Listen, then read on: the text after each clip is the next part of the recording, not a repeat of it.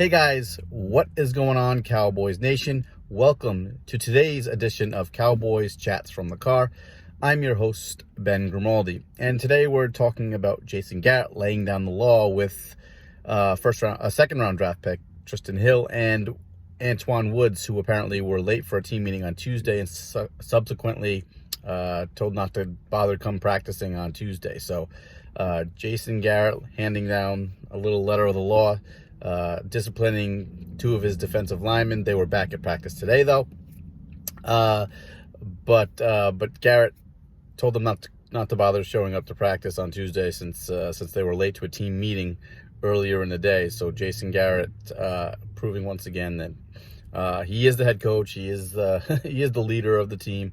It's not the first time. I know Cowboys Twitter is going crazy. Oh my God, Jason Garrett finally levied down some discipline. Nothing could be further from the truth. Garrett has always been a disciplinarian, and he's always handed down justice. I remember first game he actually coached when they went to play the Giants. He fined Marion Barber for not wearing proper dress attire, and Lucky Whitehead didn't play a few years ago in Green Bay because he was late. So the Cowboys and Jason Garrett have a little bit of a disagreement with how he handles his players, and some people on Twitter and social media don't think that Garrett handles justice and hands down discipline. He proved once again that he does handle discipline in a way that is fitting for the Cowboys. So, but Hill and Woods, like I said, back at practice today. No word on what that's going to mean come Monday for the Cowboys. Also, a little bit of contract news for the rest of the news outlets today. Dak Prescott, they said, we're settling somewhere between $33 and $35 million a year for his contract. And that's right about where most people have been saying. He's going to be somewhere in between, 32, 33, 34. And when he was even really good, some people were saying $40 million a year. But you knew that probably wasn't going to happen. It wasn't going to be 40. But 35, as we continue to say, seems to be the sweet spot for Dak Prescott. And the money is kind of irrelevant. The next quarterback up is the next quarterback to get the big contract.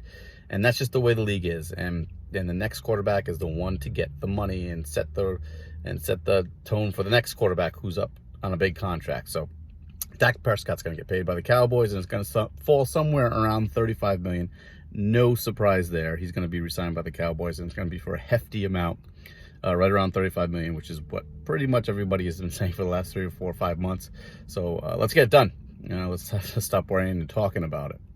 Also in contract news, Michael Bennett restructured, gets him to free agency in March. So he restructured his deal, so he'll play the rest of the season with the Cowboys, and then he'll bet on himself and become a free agent in March. So there's two things about that. One is that the Cowboys, they don't want to be tied to Bennett, apparently. So if he doesn't have a lot left in his tank, they can say, hey, we get him for 9 games and 9+, hopefully in the playoffs, and we saw what we had, and hopefully he helps them win some games, maybe a Super Bowl.